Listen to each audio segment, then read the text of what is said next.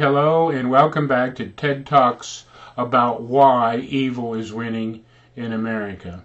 Matter of fact, evil is winning in nearly every nook and cranny of every society across the globe. We see it constantly in our news. Recently, it just seems to be so pervasive that you can't turn on the television or pick up a newspaper or look at the internet without seeing the results of evilness at work. Systematically in my previous Truth Talks, I have been trying to get you to search inwardly to conquer this evil that might be hidden unconsciously somewhere in your heart, or for certain in your mind, or you wouldn't say or do some of the bad things that we all do unconsciously. This time of year draws our attention to the spirit of goodness, the spirit of forgiveness, the spirit of love, the spirit of hope, and the spirit of faith. All those things that are lacking and for certain not part of our nomenclature or our convictions anymore. Everywhere you turn in society, people are trying to beat back the old traditional values and the old traditional moralities that at least my generation was brought up on.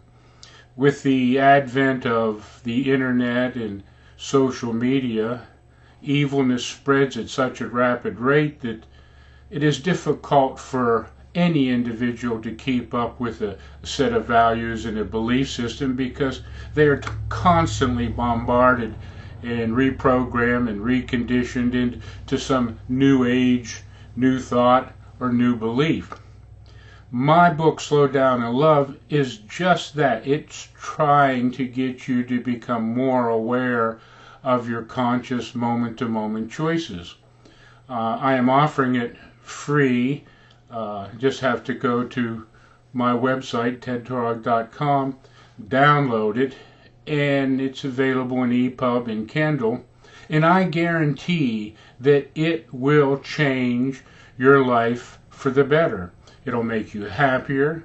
It'll bring more hope and more faith into your moment-to-moment decision-making process, and hopefully begin that promised change that we all need to take place in our hearts first before it'll ever manifest in the physical world. During these reverent holidays, peace, love, charity, giving, forgiveness are keynote cornerstones of the holiday season. However, commercialism, greed, selfishness, selfism, the main topic of my previous discussions, is replacing or pushing aside or pushing into the margins the convictions of traditional America that I've watched over the last 71 years sort of drift back into a non-important aspect of our day-to-day living. In my next two discussions, I will concentrate on how positive change can come around into our lives through real faith and actual hope that today is going to be better than yesterday and tomorrow will be much better than today. I again ask you to download Slow Down and Love. It will help in your search for self-enlightenment, because that's what Christmas is all about. Jesus came here to enlighten us to the truth, enlighten us to the way of life that is meant for us by the Creator. We were all granted life, liberty, and the ability to pursue happiness. Sadly, our government is regulating and pushing aside this individual freedom to the point that our imagination, our curiosity, and our love of life and our love of God is no longer the number one interest of the individual.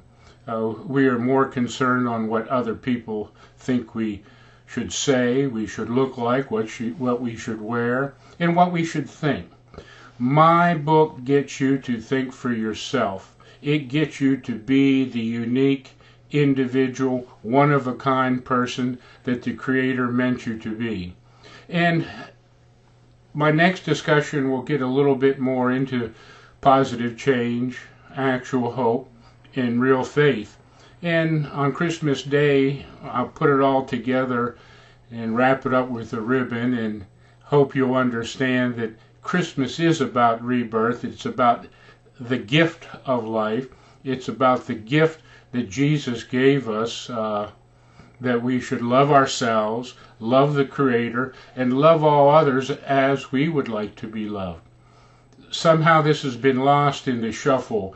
It has been lost in translation. It has been lost in all the mumbo-jumbo that greed and selfishness masks the real rhyme and reason and purpose of meaning for us being here alive today, and especially during these holiday seasons. So I wish you and yours the very merry, merry, merry, merry Christmas of your life, and I guarantee that when you read the book and we continue, you will have a happy, happy new life.